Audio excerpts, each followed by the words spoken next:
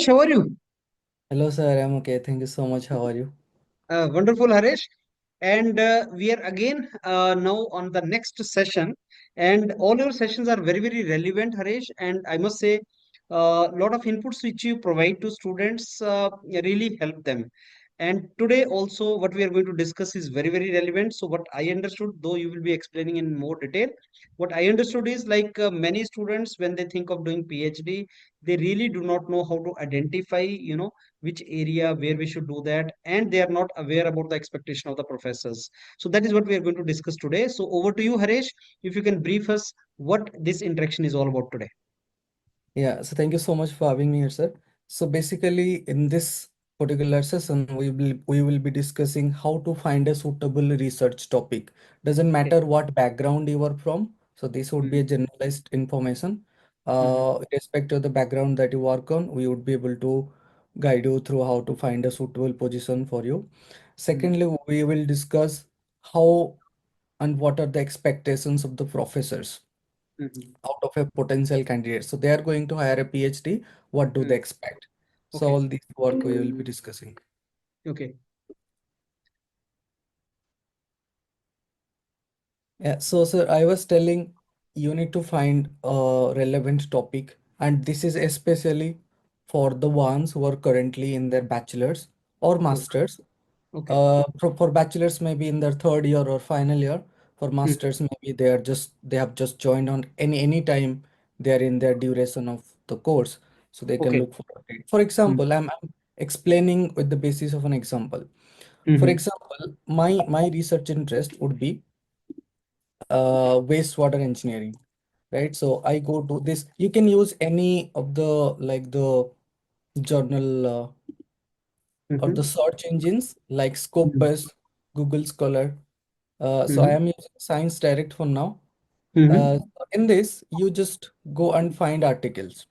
So, Mm-hmm. for example, if it is wastewater engineering, so I am from Mm-hmm. environmental background and Okay. I write wastewater engineering. So, what Mm. is the target here?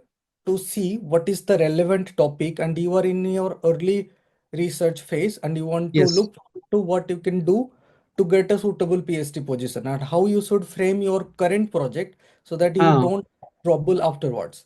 because student asked that how to identify the project for us. I think this is very important for that. Yeah, exactly.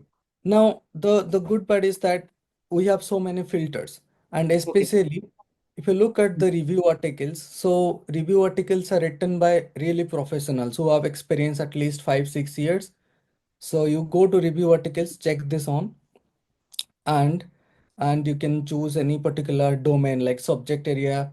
For example, mine is environmental engineering and science, so I can Mm, choose this one. mm. And so I can see like there are lots of papers coming in, and you can just go and find any paper. But if you have a better knowledge of the journals, that is actually great. But Okay. irrespective of the fact, for example, this one, if I go into this, so this is just asking me some ID and password.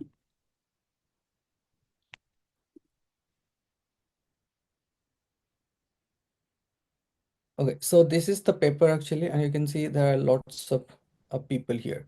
Okay, Mm-hmm. and Mm, most likely these mm, ones would be mm. the ones that would be very relevant to the current investigations. Okay. Okay, Mm, mm, and you go by looking at the last one, and mm, especially the ones that are towards the very last, they play mm, the supervisory role. So most mhm, likely, so these guys towards mm, the end of the like the authorship list, they would be the one that would give uh sorry, did I mm, just yes, sir. So so this particular author towards the very end, you need to search about this particular author, right? So mm, what you do, mm, you copy the name, okay, mm, and you search it on Google, mm, right? And you paste the name. You try to find the Google Scholar profile. If you don't mm, find it, write it Google Scholar here, mm, or any random person that you can find. mm, And for example, this professor I found out, and then if you mm, click on this one, it shows the latest papers. You see, mm, now you know recently this mm. what this professor is investigating. Okay. This is a full professor, and recently you know what this professor is investigating. So Mm, where did we come from? We come from writing the topic in the website, and then we mm. found out professors that wrote this particular topic, and then we see what other investigations this professor has been working on.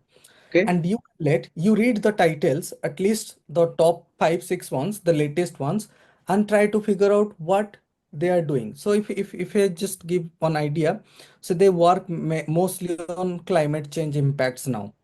Mm, Now, wastewater infrastructure has a lot of influence on the climate change, and they're trying to combine it. So, what happens if wastewater research is combined to climate change? How we can improve the mm, current scenario of climate? So that's what they're working through wastewater.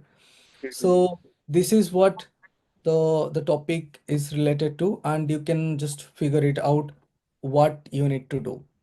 mm, Now, beyond this, I want to discuss some other parts that what are the expectations of the professors out mm, of a potential candidate or a student.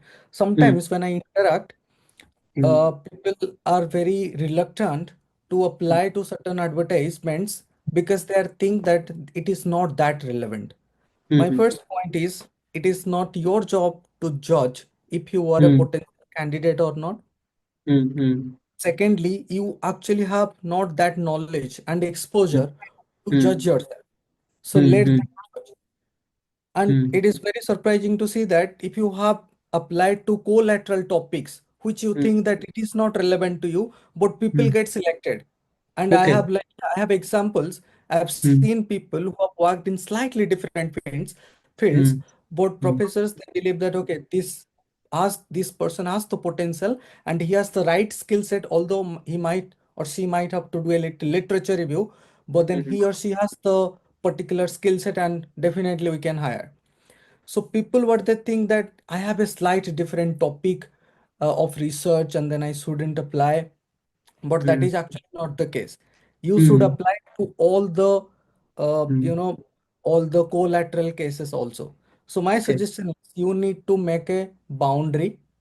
Mm, You have a main topic and what mm. are the sub topics of there or what are the side topics of that particular topic, and you Okay. make a boundary and you Mm, try to apply in those positions. It's not that you exactly apply for what you work. It is very difficult to find in that domain. mm, And the other part is that the more topics that you choose to work, your mm, profile is more diversified.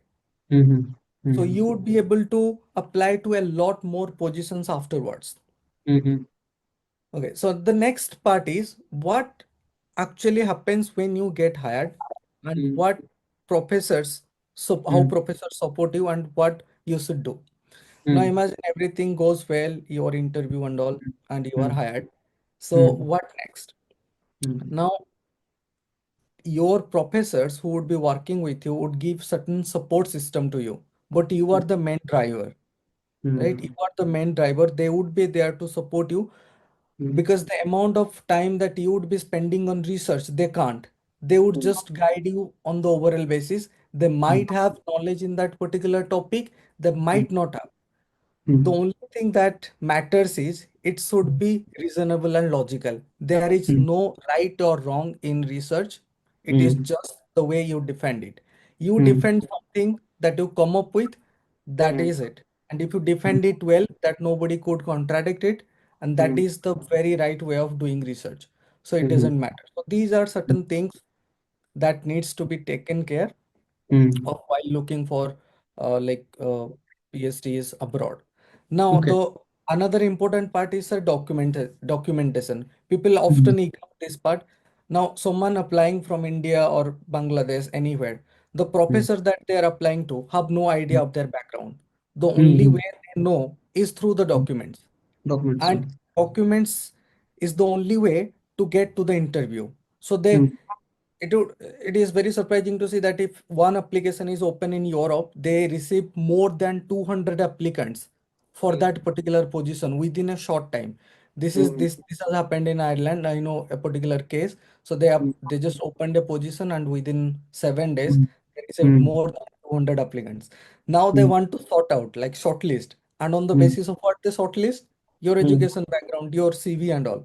So it mm, plays a very crucial role.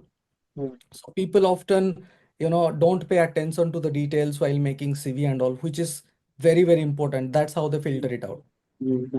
These are That's some true. of the tips and tricks to Mm. Okay. frame the future career. Yeah. Yeah. So, Harish, I have a couple of things to discuss with you on the basis of wonderful inputs which you gave. You said that collateral topics, even if you think that your topic is little deviated and it is not matching exactly with what professor has mentioned, so you will not apply. And that is the very, very normally we face those kind of cases. So you mentioned a term which you said, okay, skill set. So does it mean that the professor is not looking for exactly the topic on which you are working, but the skill set? And if that is true, what kind of skill set a professor is looking from a prospective student? Is it the Yes, software skills or something? that is actually a very good question. Thanks for asking that. So, for example, there would be certain number of skills that is needed for multiple projects. For Right. example, if someone is working on a software called, let's say, ArcGIS Pro, so it is Mm, something to do with global mm, positioning system, GPS mm, and GIS, mm, that kind of work. So they mm, work on catchments and all. So if you mm, have worked on a like a different like at a city mm, project, okay, mm, investigating on buildings and all, okay, mm, so they know, okay, he has worked on buildings, but this project is actually working on rivers and oceans and all. mm, Now he mm, has worked on building with that same software, but that same software has the very mm, potential to work mm. on these fields as well. That's true. It's true. So Mm, sometimes people think that, well, I have no clue about the water thing. I just worked on buildings, but I have mm, no clue about the water, so I'm never going to get it. So they mm, discard. So they mm, don't apply. But actually mm, deep down, the professor mm, knows that with a little bit of a background reading, this person would be able to apply, and this mm, person would be able to complete this project. That's mm, what people fail to comprehend. That's true.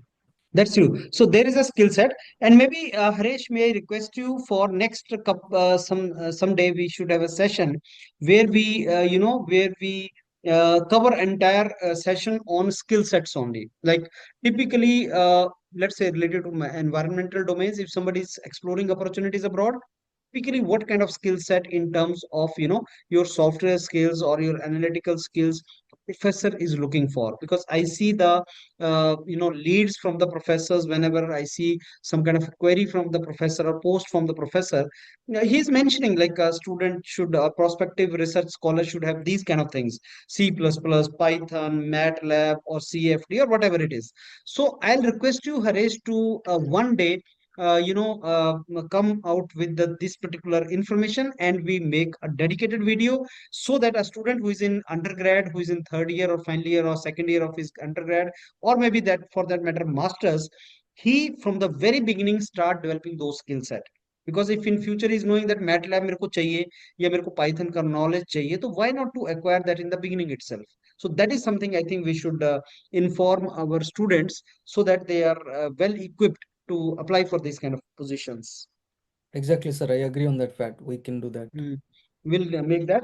So that brings us to an end of this wonderful session, Harish, which was related to how a student should identify the research area for him. You suggested them some kind of website like Science Direct and Google Scholar that will not Yeah. only help him to identify the research area for PhD in future or MS in future, but also do his BTech or MTech project back home. So that will become a platform for him to go forward then for the research in higher educational domains.